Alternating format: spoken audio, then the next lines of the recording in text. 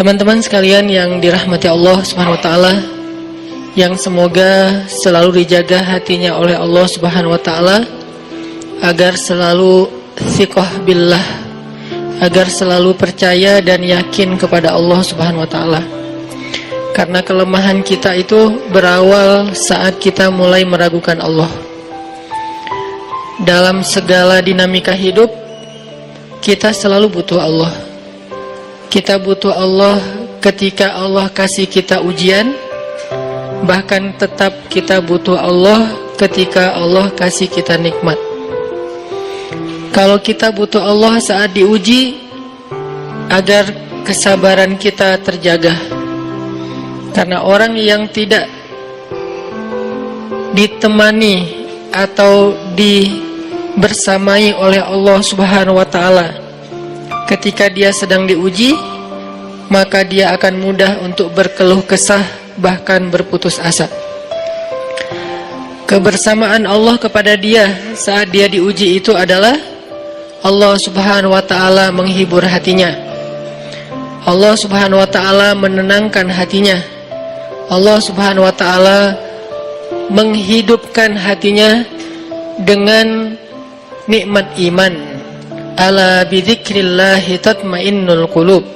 Innamal mu'minun idza dzukirallah wajilat qulubuhum.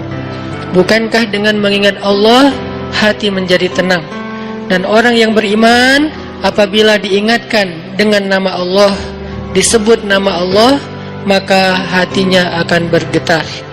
Ini bentuk Allah membersamai hambanya ketika dia dalam keadaan diuji. Allah menghiburnya dengan kalimat, alam yajidka yatiman fa'awa wa wajadaka dhallan fahada wa wajadaka ailan fa'aghna.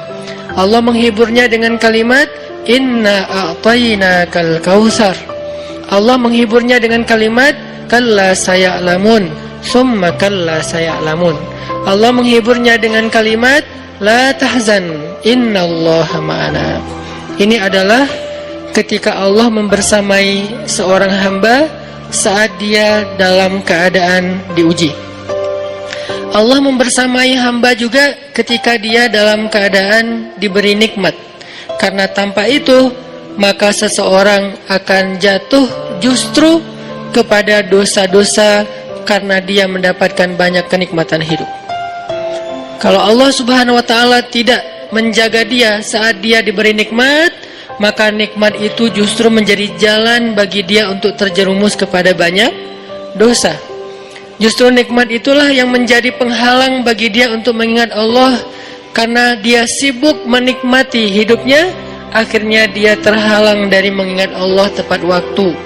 Sibuk menikmati hidupnya, terhalang dari Allah untuk bangun tengah malam. Karena dia tidurnya larut. Kenapa tidur larut? Karena terlalu banyak yang harus dia nikmati sebelum tidur. Dia bisa makan-makan, dia bisa jalan-jalan, dia bisa ngopi, dia bisa ketemu teman, dia bisa belanja. Bahkan dia nunggu midnight sale untuk bisa menghabiskan nikmat yang Allah kasih kepada dia. Sehingga akhirnya tidurnya terlalu larut, lalu dia tidak bisa bangun untuk menghadap Allah, curhat kepada Allah. Hal yang selama ini dia lakukan justru ketika dia diuji oleh Allah. Ketika diuji oleh Allah, mudah bagi dia bangkit tengah malam, curhat, sujud panjang, menangis dalam doa. Ketika Allah kasih nikmat, curhatnya hilang, malamnya lelap, sampai bahkan subuhnya juga kelewat. Ini kalau Allah nggak membersamai seorang hamba ketika dia diberi nikmat. Sehingga orang yang seperti ini, kalau dalam keadaan seperti ini terus-menerus dalam jangka waktu yang lama, nanti dia akan terjebak di dalam istidraj.